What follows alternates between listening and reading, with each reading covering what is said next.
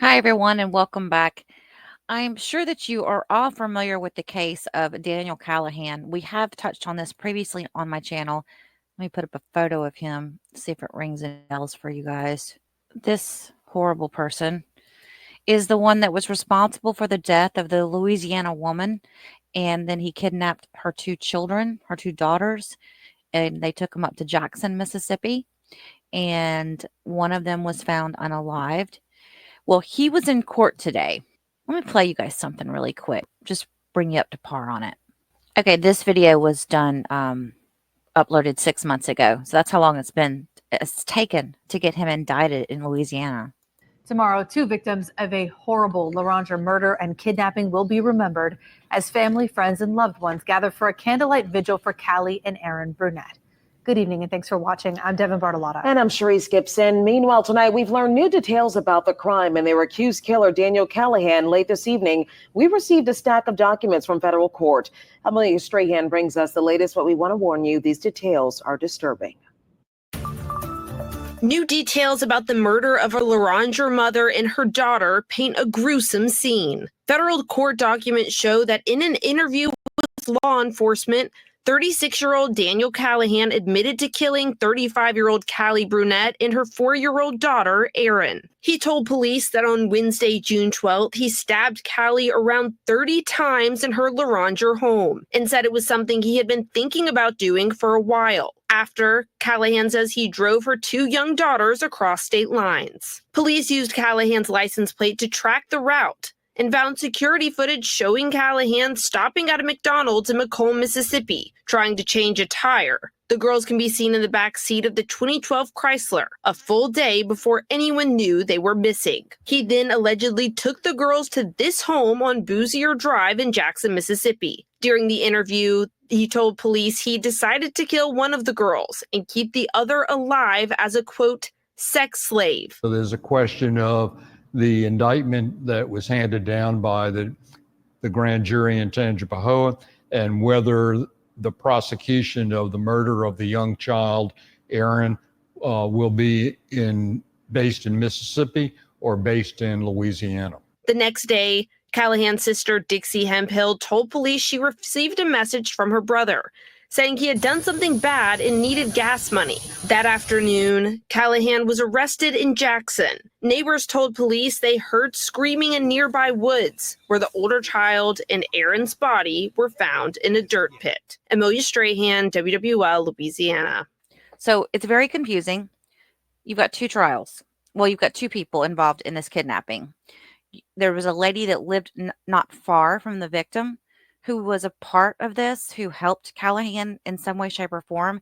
That's still kind of up in the air. There's a lot of questions about what's been said about that and what's true. And then you've got Callihan, who abducted them from Louisiana and then later brought the little girls to Mississippi. And then, as we know, one of the little girls was deceased in Mississippi. So Mississippi's bringing charges for that. Louisiana's bringing charges for the unaliving of the mom and also the kidnapping charges of the other little girl. And then, of course, we've got the feds involved on this too. So there's a lot of moving parts going on. So it's a little bit hard to keep up with who's going to do what. Well, what they finally did was today he was in Louisiana. I think he's been in the Louisiana jail for a couple of weeks now. He appeared in court today and he pled not guilty to the charges and he waived his right to an indictment. Now, this is after he gave a full report to the police about what happened, everything that went down. And I think he was probably truthful about what went down. This guy was so crazy. He's like almost like he was proud of what he did. And then even in front of the news cameras, he made that statement. I don't know if you guys remember it, but he made a statement to the news media as he was being from the jail to the cop car. He confessed to it in front of them. Very crazy case. I'm going to try to put something together on this because I have been keeping up with it. I've got some side notes on it, and I kind of want to bring it all back together so that we can kind of stay on top of it because more is going to come.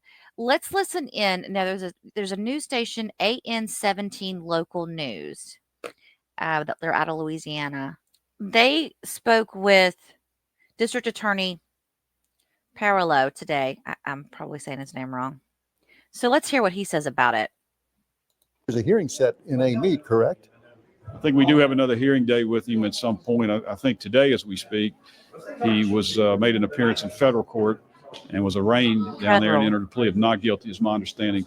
So there's a lot of things going on, but I'm not sure if anything is really moving on the case. I guess the U.S. Attorney's Office in New Orleans would say that it is. It's been quite frankly, some frustration with the way it's been handled with the different agencies, but we're going to deal with it, Ken, and we need to get the other co-defendant back from Mississippi, and that hasn't happened yet. So I'm not been happy with the pace of that, quite frankly. Well, in addition to the feds, you have to deal with the state of Mississippi. So do we get a...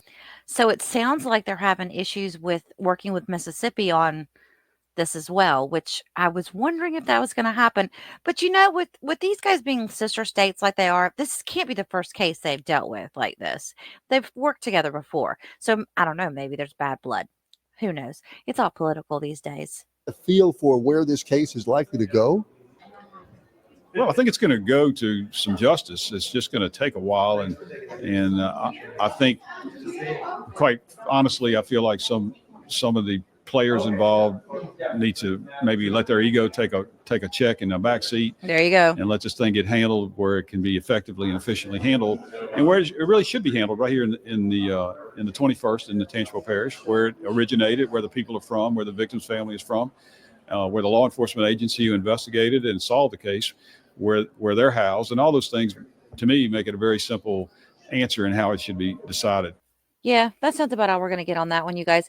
But anyway, just wanted to give you this quick update. I appreciate you watching. I hope you all have a blessed weekend, and I will talk to you all very, very soon. Thanks for watching, everyone. If you enjoyed this video, please do not forget to like and subscribe on your way out, and feel free to leave a comment. Have a blessed day.